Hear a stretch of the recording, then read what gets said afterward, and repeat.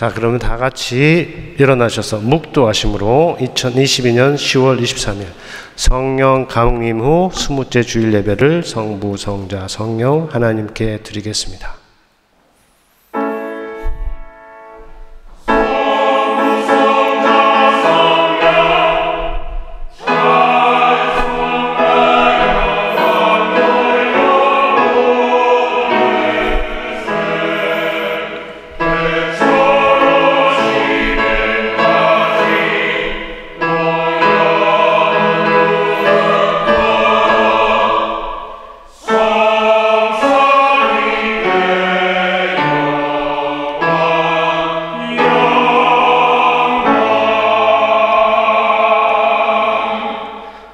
그러므로 형제들아, 우리가 예수의 피를 힘입어 성소에 들어갈 담력을 얻었나니 또 우리가 마음의 뿌림을 받아 악한 양심으로부터 벗어나고 몸은 맑은 물로 씻음을 받았으니 참 마음과 온전한 믿음으로 하나님께 나아가자.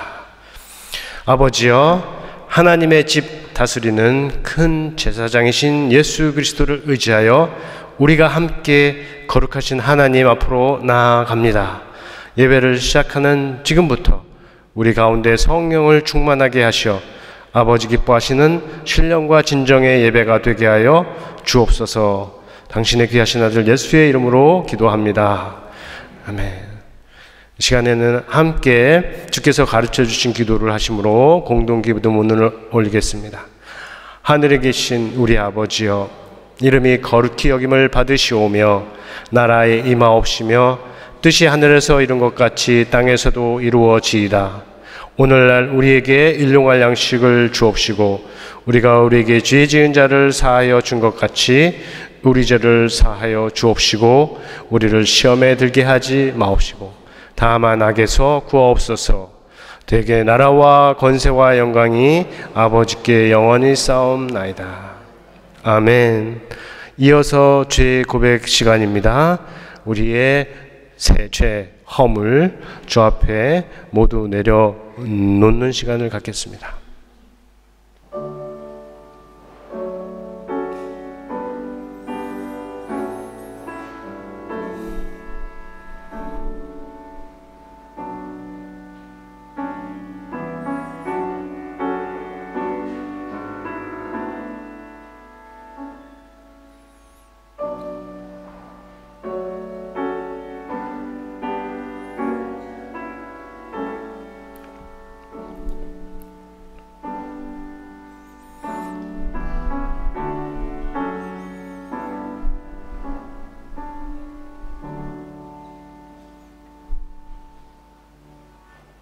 아버지여, 이 시간 통회하고 회개하는 마음을 받아주시고 뉘우치고 돌이킨 것으로 돌아가지 않게 보호하시고 성령을 따라 앞으로 나아가는 우리들의 하루하루가 되게 하여 주옵소서.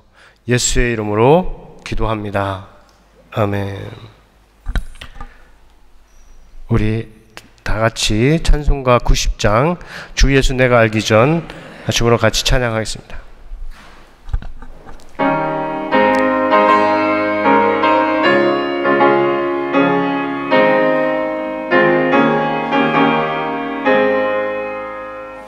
주 예수 내가 알기 전 날 먼저 사랑했네.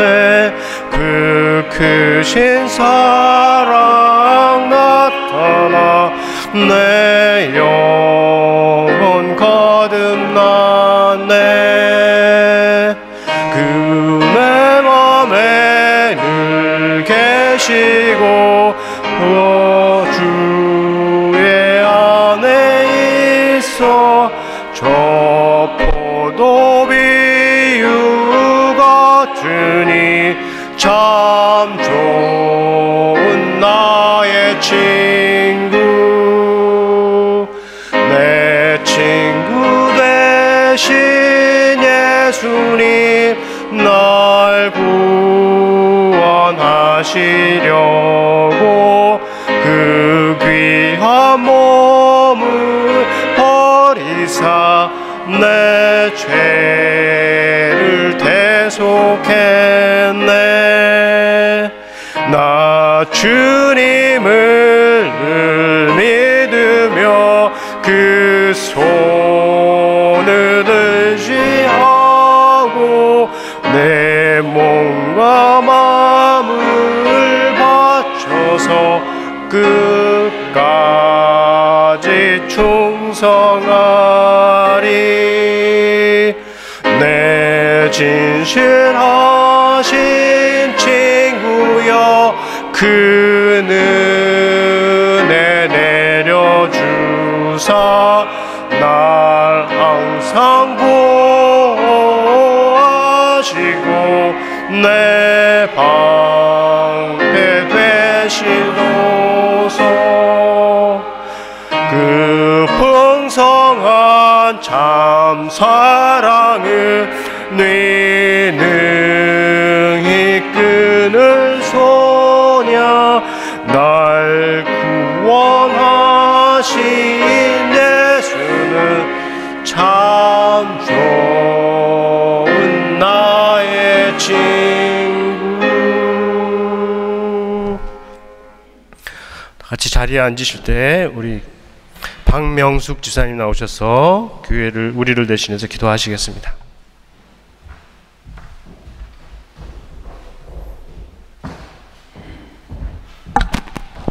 다 같이 기도드리겠습니다.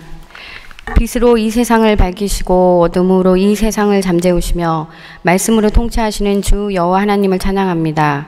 자격 없는 저희들에게 예수 그리스도 십자가 보혈의 능력으로 덧 입히사 새로운 삶을 살게 하심에 감사드립니다. 매일매일이 하나님이 주신 생명의 날이며 매 순간이 하나님과 동행하는 은혜의 시간임을 고백합니다. 그러나 저희들 죄 가운데 씨름하며 죄의 종노릇하며 살아갑니다. 부디 저희들의 죄지음을 사하여 주사 죄를 통하여 율법의 완성을 이루신 것처럼 인간들의 부족함조차도 하나님께 한 걸음 더 가까이 가는 충실한 도구로 쓰여지기를 간절히 소원합니다. 주님, 어느덧 추운 계절이 찾아왔습니다. 쌀쌀한 추위만큼 이 세상의 혼란과 위기는 많은 이들의 마음을 더 불안하게 만듭니다. 우리들의 마음 가운데 세상의 소식에 반응하기보다 하나님의 말씀에 반응할 수 있는 믿음 있는 자들이 되게 하여 주시옵소서. 한 술의 밥보다 한 줄의 말씀에 위로받게 하여 주시옵소서. 크리스찬이기에 어려움을 피해가는 것이 아닌 크리스찬으로서 어려운 가운데 통치하시는 하나님의 도움만을 구하게 하여 주시옵소서. 이 시간 킹스크로스 한인교회를 위하여 간구드리옵니다. 주님의 몸이신 이 교회 가운데 하나님의 뜻과 권세가 머물게 하여 주시옵소서. 세상과 구별된 신령한 곳으로 예배를 사모하는 자들의 거룩한 처소가 되게 하여 주시옵소서. 예배를 섬기는 각 부서마다 하나님을 아는 지식이 차고 넘치게 하여 주시옵소서. 교회의 어른으로서 세워주신 장로님들과 권사님들께 늘 성령의 역사와 은혜가 넘쳐나게 하시어 모든 성도들의 귀감과 감동의 지표가 되게 하여 주시옵소서. 교회의 일꾼으로 임명받은 재직들에게 하나님을 섬기는 기쁨의 마음으로 작은 것에 충실하며 큰 것에 대범하여지고 교회를 내 몸같이 아끼며 주위의 필요를 채워줄 수 있는 신실한 성도들이 되게 하여 주시옵소서. 교회의 수장으로 세워주신 한영성 목사님께 하늘의 모든 권세를 가지신 주님께서 늘 함께 하시어 지혜와 명철로서 말씀이 육신이 되어 오신 주님을 모든 이들에게 설파하게 하시며 진리 가운데 역사하게 하여 주시옵소서. 하늘의 은밀한 비밀을 마음 가운데 품으시고 온유와 화평으로 하나님의 공동체를 이끌어가게 하여 주시옵소서. 모세에게 아론을 허락하신 것처럼 하나님의 사람들과 함께 동행하게 하여 주시옵소서. 이 시간마저 구하지 못한 것들 하나님의 때에 하나님의 방법으로 이루어 주실 것을 믿으며 이 모든 말씀 지금도 살아서 역사하시는 우리 구주 예수 그리스도 이름 받들어 기도드리옵니다. 아멘.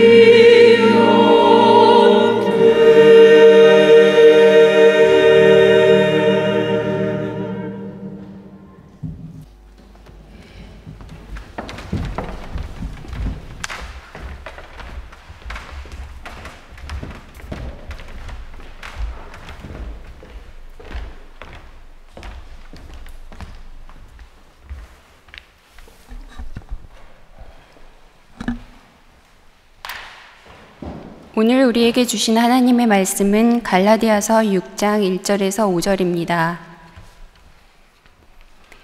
형제들아, 사람이 만일 무슨 범죄한 일이 드러나거든 신령한 너희는 온유한 심령으로 그러한 자를 바로잡고 너 자신을 살펴보아 너도 시험을 받을까 두려워하라.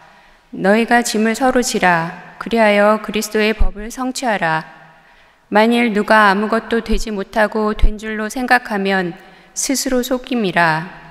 각각 자기의 일을 살피라. 그리하면 자랑할 것이 자기에게는 있어도 남에게는 있지 아니하리니 각각 자기의 짐을 질 것이라. 아멘.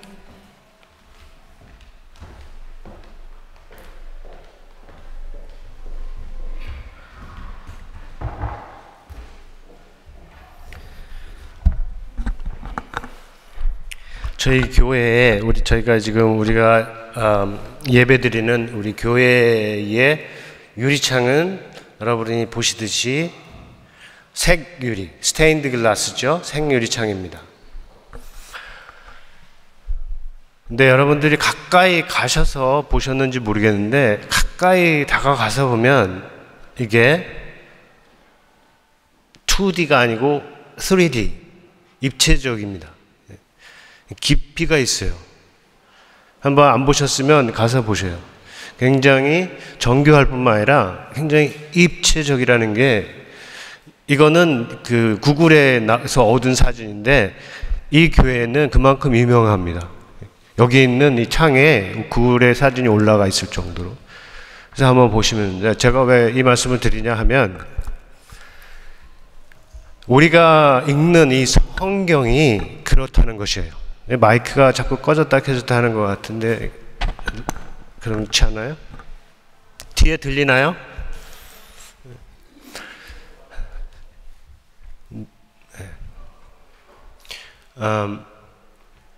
성경이 우리가 그냥 멀리서 보면 굉장히 평면적으로 보일 수 있습니다. 쉽게 말해서 종이에 박혀있는, 평면적인 종이에 아니면 벽에 이렇게 박혀있는 나의 삶과 아니면 오늘의 우리의 삶과 그렇게 큰 관계가 없는 것처럼 여겨질 수 있다는 겁니다. 그런데 성경도 관심을 가지고 가까이 다가가서 자세히 보면 거기에 깊이가 있다는 거죠.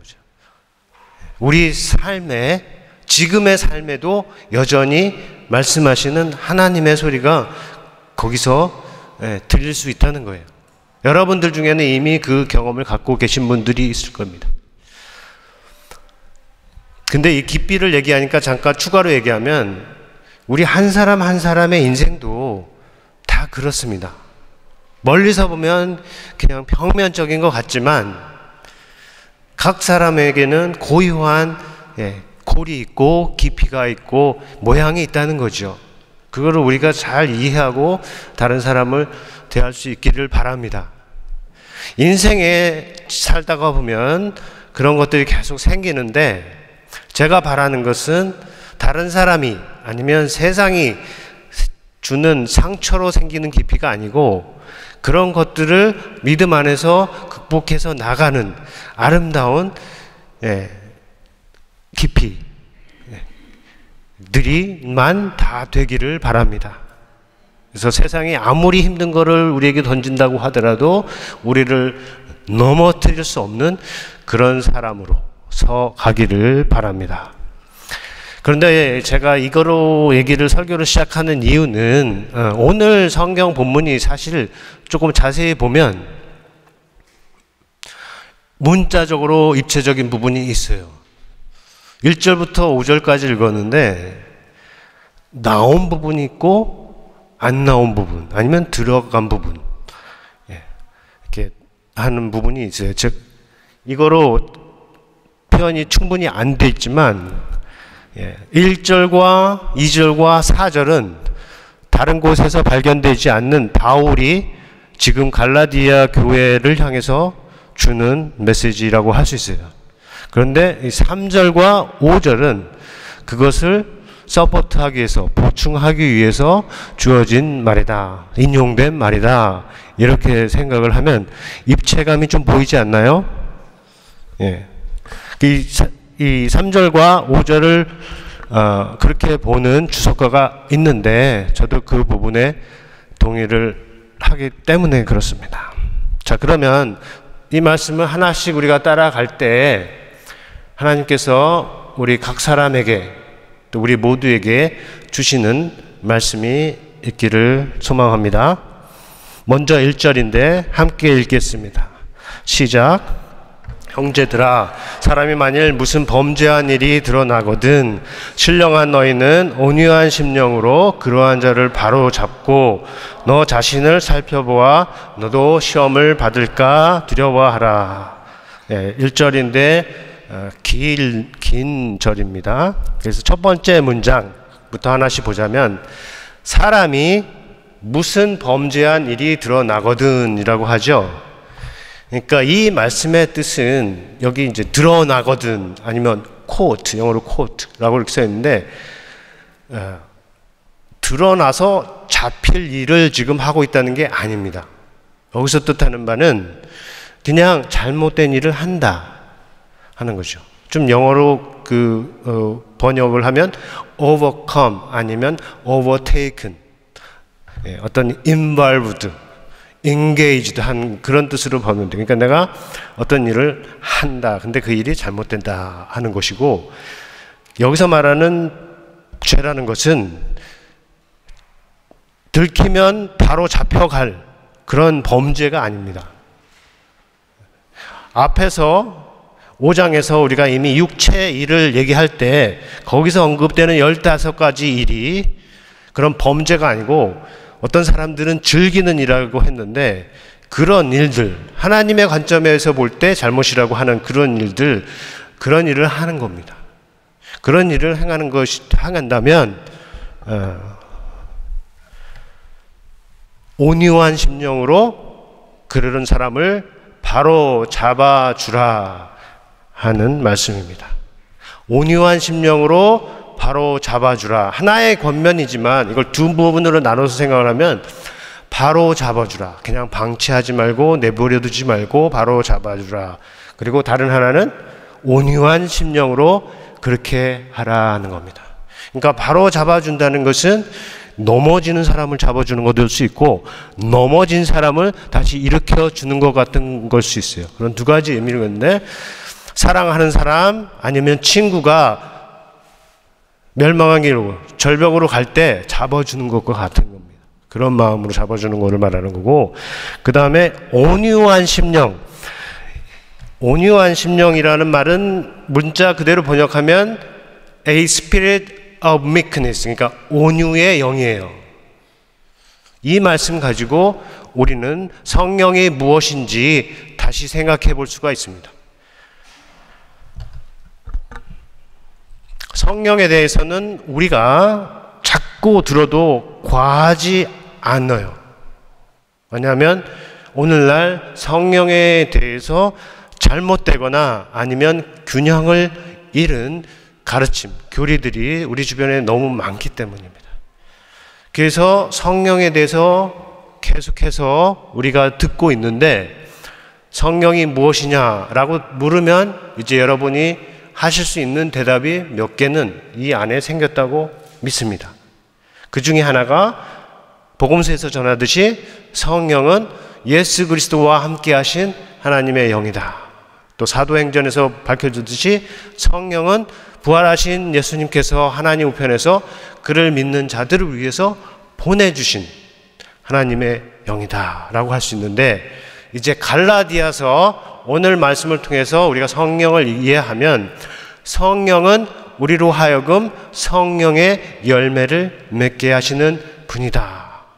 우리 성령의 열매에 대해서 지난주에 들었습니다. 그것에 따르면 성령은 사랑의 영이다, 온유의 영이다, 자비의 영이다, 인내의 영이다.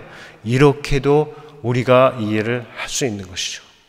그러면 오늘 말씀하시는 온유의 심령이라는 말은 무슨 뜻이냐 하면 성령님께서 우리 안에 계셔서 우리 안에 온유의 열매를 맺게 하시고 그 온유가 우리로 하여금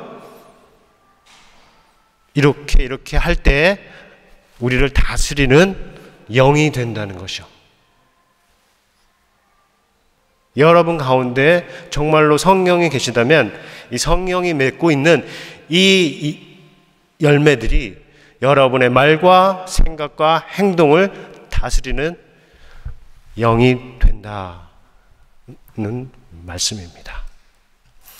성경을 잘 이해할 수 있기를 바라는데 1절의 후반부는 이 죄를 행하는 사람 아니면 이 잘못을 하는 사람을 온유의 영으로 바로 잡아주어야 할 두 가지 이유를 얘기합니다.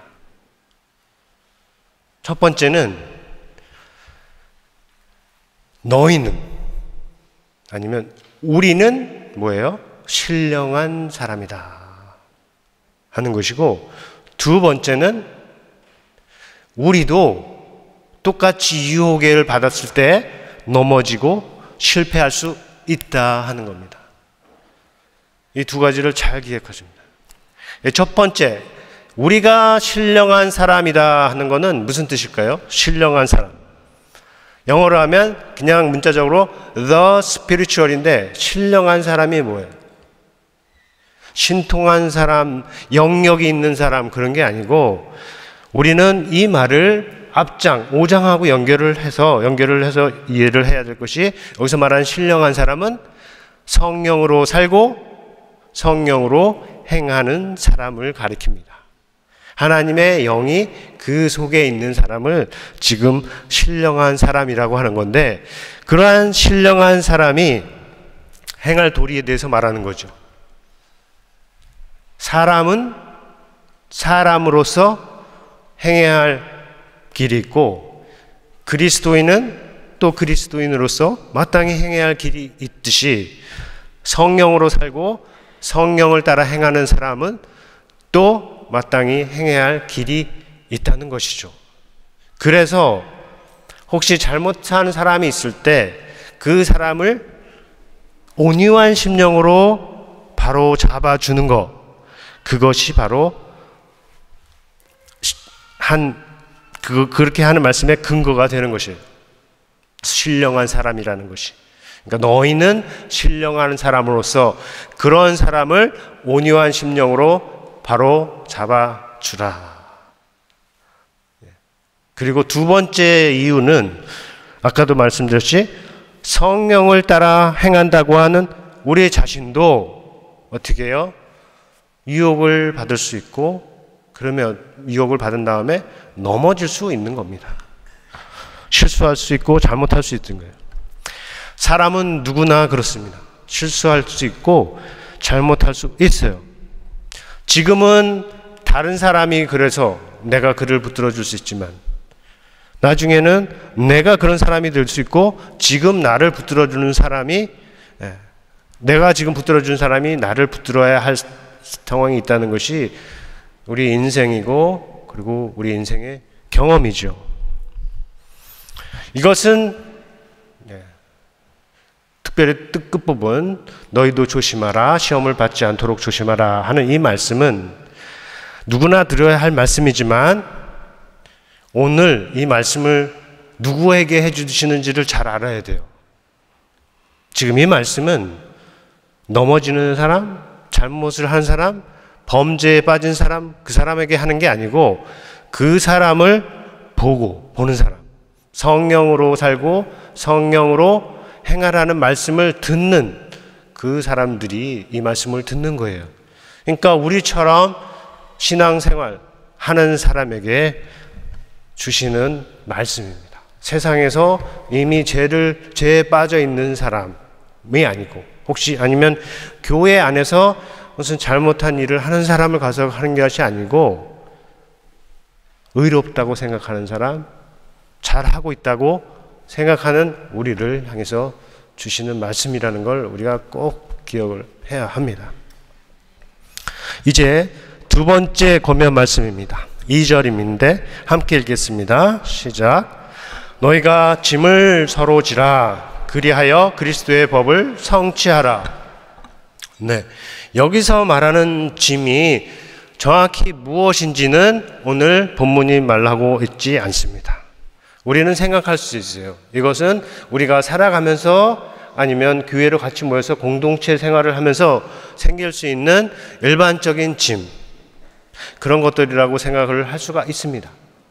그런데 앞절 말씀과 연결해서 생각해 보자면, 죄를 행하는 사람으로 인해서 아니면 죄의 행동으로 인해서 생겨나는 짐, 그 짐이라고 우리가 특정하게 이해할 수도 있어요. 그러니까 범죄는 타인에게 주는 짐이 있어요. 그리고 범죄를 행하는 사람을 도와주려고 할 때도 역시 짊어져야 할 짐이 있는 거죠. 이것을 생각할 때 하나의 모델을 지금 여러분하고 나눠보고자 하는데, 이거는 중독자들, 알코올 중독이나 마약 중독자들 오늘날 도와줄 때 사용하는 프로그램에 포함된 모델입니다. 행동변화 6단계 모델이라고 하는 것인데, 1983년에 나온, 맨 밑에 글씨가 작아서 잘 보일지는 모르겠습니다. 이 그림은 제가 얻어온 그 웹사이트에서 만드는 이 그림은 식이장애, 이팅 디스오더죠. 식이장애가 필요한, 그거를 극복하는 데 필요한 사람을 이해하고 돕기 위해 만들어진 그림이에요. 근데 이 모델 자체는 이미 말씀드렸듯이 알코올 중독이나 마약 중독자들, 여기 재활 프로그램에 이게 적용되는 겁니다. 여기서 말하는 6단계를 간단히 살펴볼 수가 있는데, 저기 오른쪽 끝에 불인이라고 써 있는데 프리 컨템플레이션, 거기서부터 시작하는 겁니다. 이게 첫 번째 단계인데, 여기는 인정을 하지 않는 단계입니다. 그래서 잘못도 변화의 필요도 전혀 인정하지 않는 단계, 첫 번째 단계이고, 두 번째는 인정하는 단계입니다. 그러니까 적어도 뭔가 잘못됐다라는 것을 인정을 하고 이제 변화의 편호성을 느끼는 거죠. 세 번째는 준비 단계. 변화를 원하고 그리고 행동을, 내 습관을 바꿀 준비를 하는 것입니다. 네 번째는 행동 아니면 실행이라고 할 수 있는데, 이거는 행동을 바꾸기 위해서, 나에게 변화를 주기 위해서 이제 치료 과정에 참여를 하기 시작하는 것이고, 다섯 번째는 유지 아니면 지속이라고 할 수 있는데, 이제 배운 것을 일상생활에 적용을 하는 거죠. 그리고 마지막 여섯 번째는 번역이 어려운데 역행이라고 할 수 있는, 아니면 쉽게 setback 아니면 lapse and relapse 하는 거죠. 그러니까 앞으로 잘 가다가 다시 넘어지는 거, 제자리로 돌아가는 거, 이전 상태로 돌아가는 그런 것을 말해요. 이것이 행동의 변화를 원하는 모든 중독자들이 거쳐가는 6단계라는 것인데, 이게 한 단계씩 올라갈 때마다 난이도가 올라갑니다. 쉽지가 않아요. 하나씩 갈 때마다 처음에 머리로 변화가 필요하구나 라는 건 인정하는 건 쉽습니다. 그런데 그 필요에 맞춰서 내 행동을 바꿔나가는 것은 쉽지가 않은 거죠. 그래서 셋백이 자꾸 일어나는 거죠. 끝까지 가지 못하고 유지하지 못하고 일어나는 겁니다. 그래서 이걸 모델을 만든 사람들이 이것을 나선형 스파이럴로 이렇게 이해를 해야 되는 거예요. 넘어지지만 거기가 끝이 아니고 또 다시 시작하고 해서 결국은 잘 갈 수 있다, 이렇게 나선형으로 이해를 하자는 거죠. 인내에 꼭 필요한 면인데, 제가 함께 하면서 관찰로 보았을 때 이것을 한 번에 통과하는 사람이 별로 없어요. 한 번에 딱 통과하는 게 제일 좋은데 그렇게 하는 경우가 많지가 않고, 대부분은 한 번도 성공하지 못하고 또 여러 번을 거쳐도 계속 실패하는 경우가 많이 있어요. 사람이 나도 바꾸고 싶다고 하는 그 행동, 습관을 바꾸는 게 그렇게 어렵다 하는 것을 우리 얘기하는 거죠. 당사자가 견뎌야 할 당연한 짐이 있고, 그리고 그것을 옆에서 돕는 사람이 짊어져야 할 짐이 있는데, 이 둘 중에 하나라도 제대로 안다면 이게 성공이 안 되는 거예요. 실패할 수가 있다는 겁니다. 제가 이 모델을 들어서 설명하는 이유가 바로 교회의 일을 얘기를 하기를 위해서입니다.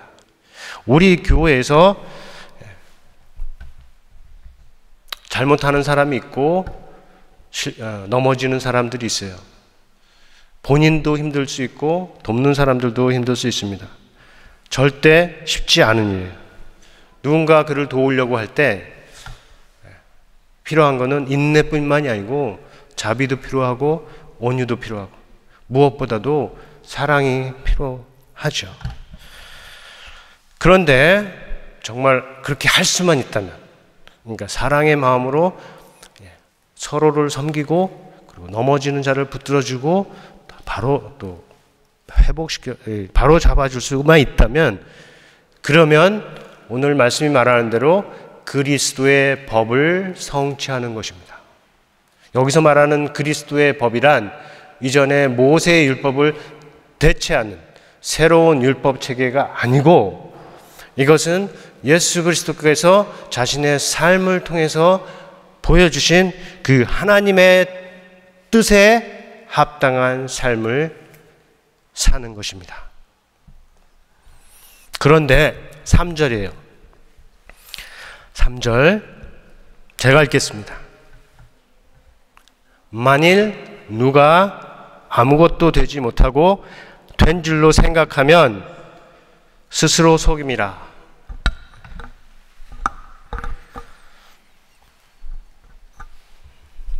이 말씀은 인용문이든 아니든 바울에게뿐만 아니라 우리조차도 세상에 잘 알려진 내용이죠. 그죠? 그리고 앞에 말한 내용을 보충하고 있습니다. 그러니까 바울이 2절에서 말한 내용을 보충하고 있는 겁니다. 여기서 아무것도 되지 못하고 된 줄로 생각한다. 이 말은 세상에서도 많이 쓰는데 보통 경멸적인 뉘앙스를 가지고 사용되죠.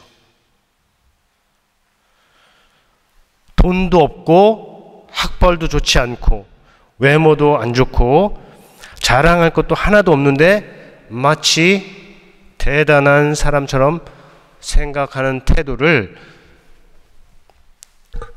비웃는 말입니다. 괜찮아요, 마이크? 네? 아, 뭘요? 이제 잘 들리나요? 아, 잘 들려요? 네네. 그런데 이 동일한 말이 오늘 본문에서 사용된 뉘앙스는 그런 것이 아니에요. 여기서는 경멸적인 뜻으로 사용된 것이 아닙니다. 오히려 여기서는 사람의 중심을 아시는 하나님께서 교회를 향해서 깨닫고 알라고 하시는 말씀인데, 그 뜻은 오히려 없는 사람이 아니고 조금 있는 것 가지고 자만해서 다른 사람의 짐을 질 수 없다고 생각하는 사람을, 그런 태도를 향해서 지금 하시는 말씀이에요. 우리가 사람의 눈으로 보면 이만큼 크게 보이는 것도 하나님의 눈으로 보면 어때요? 작은 겁니다. 그러니까 쉽게 말해서 재산이 1000조라고 하더라도 하나님 앞에서 자랑할 게 하나도 없다는 거예요. 그런데 그렇게 조금 있는 것 가지고 자만해서 나는 다른 사람의 짐을 짊어질 수 없다라고 생각하는 것, 그거를 지금 지적하는 것이라고 우리는 이해할 수가 있는 겁니다. 본문 말씀을. 아무것도 아니면서 뭐나 있는 것처럼 생각하고 행동하는 사람들, 아니면 자기가 아니라면 아니면 자기 자식, 아니면 자기 자식도 아니면 자기가 아는 유명한 사람, 그것을 빗대어서 자기가 뭐처럼 된 것처럼 생각하고 행동하는 사람들 세상에 많이 있죠.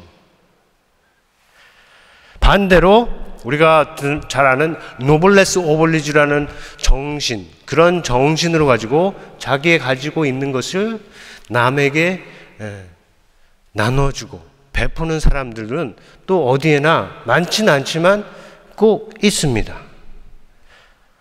이 부분에서 교회도 다르지 않다는 거예요. 교회 안에도 정말 겸손하고 잘 섬기는 분들이 있어요. 세상에 나가서 전혀 부족함이 없는데 교회에 와서 스스로를 낮추고 정말로 아이부터 잘 섬기는 그런 훌륭한 모습이 있지만, 교회 안에도 아무것도 아니면서 된 줄로 생각하고 말하며 행동하는 태도가 있다는 겁니다. 그런 태도, 바울이 볼 때 스스로를 속이는 것이다.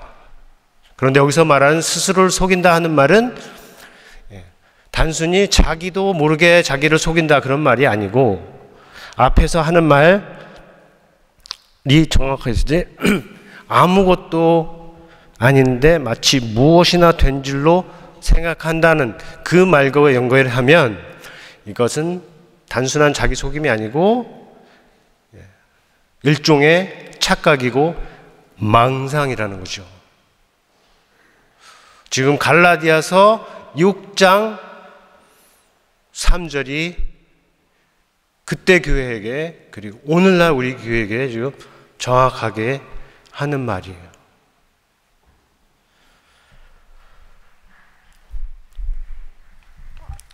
쉬운 예로 들면 어떤 교회에 돈도 좀 있고 학벌도 좀 좋고 외모도 조금 있고 능력도 조금 있고 이런 분이 교회에 조금 높은 자리에 앉아서 여러 사람을 힘들게 해요.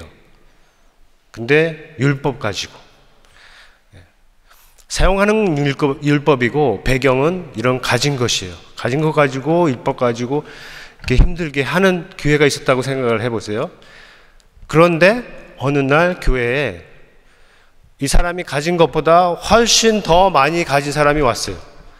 재산도 학벌도 외모도 능력도 모든 부분에서 더 많이 갖고 있는 사람이 와서 보니까 이게 교회가 아니에요. 그래서 율법을 가지고 한 사람이 작아진 거죠. 더 이상 앞에 나와서 설치지를 못하는 겁니다. 그런데 시간이 지나고 보니까 이 새롭게 온 사람, 이 사람이 교회를 더 힘들게 하는 거예요. 뭐냐 하면 이 사람에게는 율법도 없고 결국 자기가 법이 되는 거예요. 자기가 가진 힘과 능력 이런 것들이 법이 돼서 교회의 모든 사람을 더 힘들게 한다 하면, 그런 상황이라 하면 지금 갈라디아 교회가 처한 상황을 이해를 할 수가 있는 겁니다.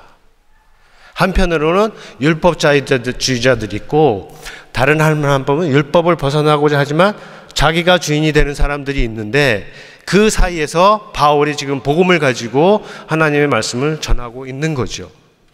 이것들이 오늘 우리가 교회도 들어야 할 말씀인 겁니다. 무슨 말인지 이해가 되시나요? 그런데 조금 있다고 해서 자만하고 그리고 자기는 남의 짐을 질 수 없다. 쉽게 말해서 교회에서 나는 이런 일은 할 수 없다 하고 하는 사람들은 역설적이게도 다른 사람에게 불필요한 짐을 줄 수 있는 사람이 됩니다. 신기하게도 마음이 가난한 사람, 심령이 가난한 사람, 그리고 정말로 겸손한 사람, 성령의 열매를 맺는 그런 인생은 다른 사람에게 그렇게 짐을 주지 않아요. 혹시 준다고 해도 우리들이 즐겁게 지어줄 수 있는 그런 종류의 짐입니다. 그런데 교만하고 자만한 사람은 아니면 자유를 육체의 기회로 삼는 그런 사람들은 스스로 의롭다고, 스스로 잘났다고, 스스로 잘못 없다고 생각하는 바로 그 생각 때문에 의로우신 하나님에게도 짐이 되고, 그리고 이미 짐을 지고 가는 다른 사람에게도 불필요한 짐을 매길 수 있습니다.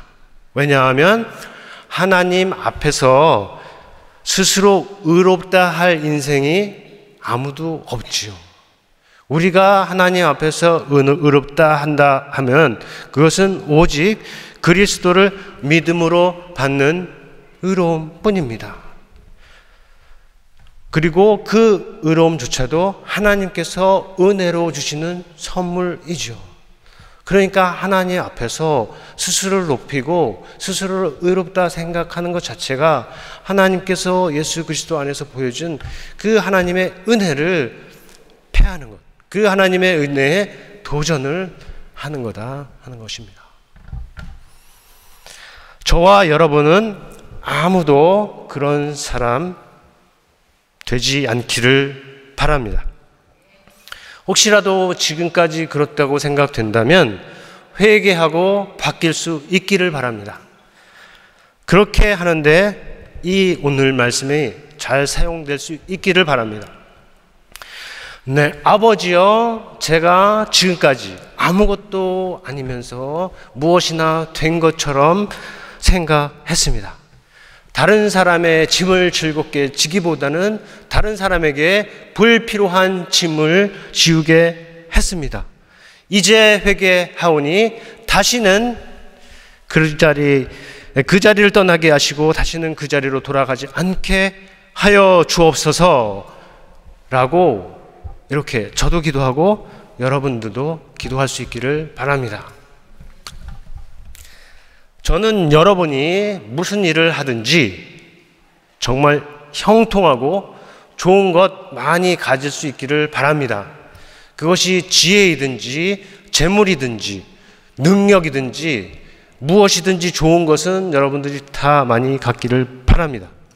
그러나 조금 있다고 해서 자만한 사람들이 있고 그 사람들이 이 교회를 어지럽히고 또 세상을 어둡게 한다는 그 말을 우리가 지금 듣고 알았으니 제가 서둘러서 추가합니다. 그것은 뭐냐 하면 여러분이 잘 되는 것보다, 여러분이 성공하고 형통하는 것보다 더 바라시는 것은 육체가 아니라 성령으로 살고, 육체가 아니라 성령으로 행하고, 육체의 욕심을 이루지 말고 성령의 열매를 맺고, 서로 짐을 지고 넘어지는 사람이 있으면 온유한 심령으로 바로 잡아주는, 도와주는 그런 사람이 되는 것입니다. 그것이 성경을 통해서 오늘 우리에게 주시는 하나님의 살아있는 말씀입니다. 이제 마지막으로 4절 5절입니다. 같이 읽겠습니다. 시작. 각각 자기의 일을 살피라. 그리하면 자랑할 것이 자기에게는 있어도 남에게는 있지 아니하느니라. 각각 자기의 짐을 질 것이라. 네. 이 말씀도 앞 말씀들과 연결해서 이해하는 것이 좋습니다. 1절에서 뭐라고 했어요? 먼저 잘못하는 사람이 있으면, 아니면 내가 보기에 잘못하는 사람이 있으면 그를 온유한 심령으로 잡아주라 라고 했고, 그 다음에 2절에서 3절에서는 자기 자신을 실제보다 과대평가하지 말고 오히려 서로의 짐을 져주라 이렇게 말씀을 했습니다. 이제 주시는 말씀은 자기의 행위를 살펴보라는 것이죠. 우리가 거울 앞에 서서 외모를 살피듯이 하나님 앞에서, 하나님 말씀 앞에서 우리의 속 사람을 살펴보라 하는 겁니다.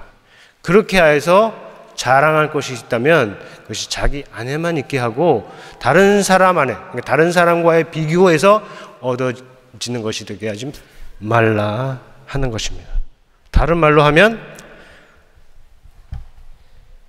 나의 분석은 남의 일이 아니고 다른 사람 인생이 아니고 그 잘난 나의 분석은 나에게 적용하고, 그리고 자랑할 것이 있다면 남과의 비교해서가 아니고 내 안에서 하나님 앞에서 할 수 있는 것으로 하라는 것입니다. 여기 명석한 머리와 어리석은 판단이라는 주제가 있는데 이거는 뭐 다음 기회에 할 수 있고요. 오늘 설교를 마치는 말씀은 이것입니다. 교회에서 가장 똑똑하고 교회에서 가장 유능한 사람, 교회에서 하나님 보시기에 가장 아름다운 사람, 그런 사람은 하나님 앞에서 자기의 일을 살피는 사람, 자기의 짐은 당연히 지고 다른 사람의 짐까지도 기꺼이 짊어질 수 있는 사람, 그런 사람입니다. 저와 여러분이 다 그런 사람이 될 수 있기를 우리 주 예수 그리스도의 이름으로 축원합니다. 우리 들은 말씀 생각하고 함께 거듭의 기도 시간 갖겠습니다.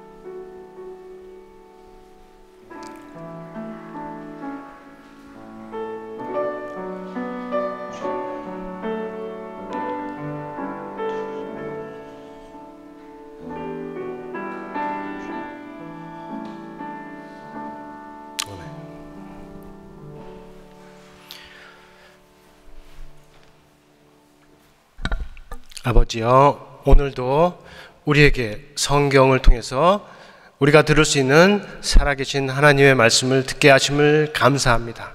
오늘 들은 말씀 잘 기억하여서 정말로 연약한 사람, 넘어지는 사람, 비판받을 수 있는 사람, 그 사람을 온유한 심정으로 붙들 수 있는 우리 모두가 되게 하여 주시고, 또 서로의 짐을 질 수 있는 우리가 되게 하시며, 더 나아가서 각자 우리 자신의 일은 내가 잘 살필 수 있는 우리 모두가 되게 하여 주시옵소서.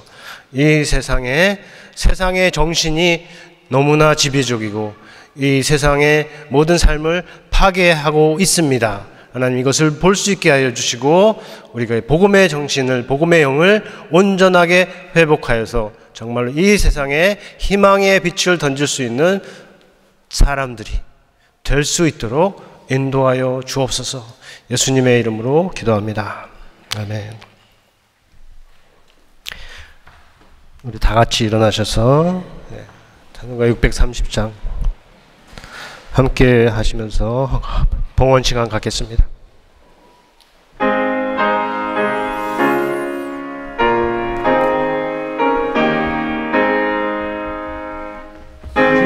진리와 생명 되신 주, 이 몸을 바치옵니다.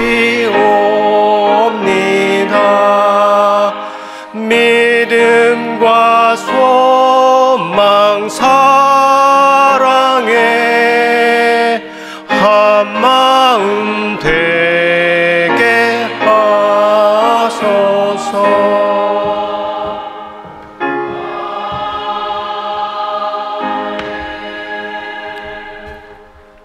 기도하겠습니다. 우리의 필요를 아시고 채워주시는 우리의 아버지, 오늘도 오직 믿음과 사랑과 소망으로 드립니다. 드린 자리를 천국의 보배들로 채워주시고 함께 담아드리는 기도에 응답하여 주옵소서. 드려진 물질은 하나님 나라를 위해서, 맡겨진 사명 수행을 위해서 능력 있게 사용되도록 거룩하게 인도하여 주옵소서. 예수의 이름으로 기도합니다. 아멘. 이제는 우리 주 예수 그리스도의 은혜와 하나님 아버지의 사랑과 성령의 교통하심이 짐을 서로 지라는 말씀에 순종하여 자기의 짐을 질 뿐만 아니라 연약한 다른 사람의 짐도 지기를 기뻐하기로 결심하는 모든 영혼 위에, 이 교회 위에 영원토록 함께 있을지어다. 아멘.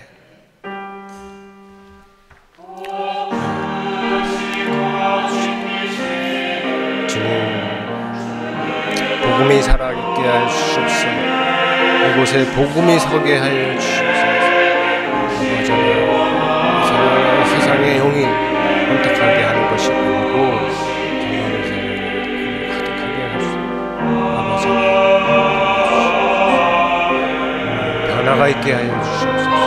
우리도 한동의 변화를 인정할 수 있게 오늘 이 지난주와 다르게 하시고 다음 주는 또 오늘과 변화해 주시옵소서. 성도들이 성령의 질과 모든 것을 지켜주시기를 감사합니다.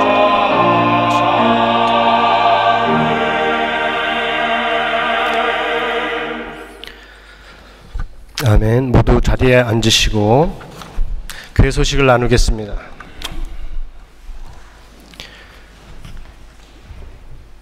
오늘 예배를 허락하신 우리 하나님께 다시 한번 감사드리고요. 청년부 모임은 예배 후에도 계속 예배 후에 이어지겠습니다. 그리고 오늘 오래간만에 오신 분, 권사님, 알렉스 반갑고 환영합니다. 예배 후에도 좋은 교제가 있기를 바라고, 그리고 처음 보는 청년들도 있네요. 한번 이렇게 오늘 처음 오신 청년 한번 손 들어 보시겠어요? 네, 두 분이 보이는 것 같은데, 세 분. 네, 그 청년부 새 가족 그 테이블이 준비되어 있으니까 저기에 앉아서 꼭 교제를 나누시고 갈 수 있기를 바라고요. 그리고 새 가족이라고 생각하는 장년부는 또 여기 자리가 있으니까 이쪽에서 교제를 꼭 가질 수 있기를 바라요. 허세원 성도님 가정도 여기서 꼭 가질 수 있으면 좋습니다. 그리고 어제 토요일이죠. 10월 20일 토요일인데 중고등부 2022년 수련회를 1일 수련회를 은혜 가운데 잘 마쳤습니다. 아이들이 즐거워했고 또 부모님들이 기쁨으로 섬겨주셨고 선생님들도 열심으로 헌신적으로 잘 섬겨주는데 처음부터 끝까지 이렇게 쭉 옆에서 본 모습 사람으로서 참 은혜롭고 좋았다 이렇게 하고 이 모습이 우리 이어져서 우리 청소년기를 지나는 우리 학생들 신앙이 크게 자랄 수 있기를 바랍니다. 계속 기도해 주시면 감사하겠고요. 그리고 다음 주일에는 우리 예배 후에 새가족 환영회가 있습니다. 새가족 환영회라면 다른 게 아니고 우리 교회에 그동안 새로 오신 분들이 누구인지 얼굴 보고 서로 인사하고 환영하는 그런 시간을 가지려고 하니까 새로 오신 분들은 부담 갖지 마시고 새가족부에서 요청하는 내용들에 이렇게 협조해 주시면 감사하겠습니다. 그리고 입교 세례 교육이 나왔죠. 우리 입교는 최진우 청년, 세례는 손주환 학생, 그리고 유아 세례는 김루이와 부모님 김상현, 정수연 성도님이 되겠습니다. 기도해 주시면 감사하고요. 다음 주일이 10월 30일인가요? 서머타임이 해제됩니다. 서머타임 다 아시죠? 서머타임, 데일라이트 세이빙스 타임 이거라고 하는 거예요. 이거 서머타임이 그 해제가 되어서 시간이 1시간이 뒤로 물러가요. 그러니까 30일 날 저녁에 잠자리에 드실 때 12시다 그러면 11시로 이렇게 바꾸시면 돼요. 내가 1시간 더 자야겠다 이렇게 11시로 바꾸셔서 뭐 스마트폰은 자동으로 바뀌지만 이게 아날로그 폰들은 이렇게 바꿔주셔야 돼요. 그래서 바꾸셔서 주일날 예배 오시는 시간에 있어서 차질이 전혀 없기를 바랍니다. 그리고 마지막으로 헌금 광고인데 지난주에 헌금 광고에 대해서 그거 취소하고요.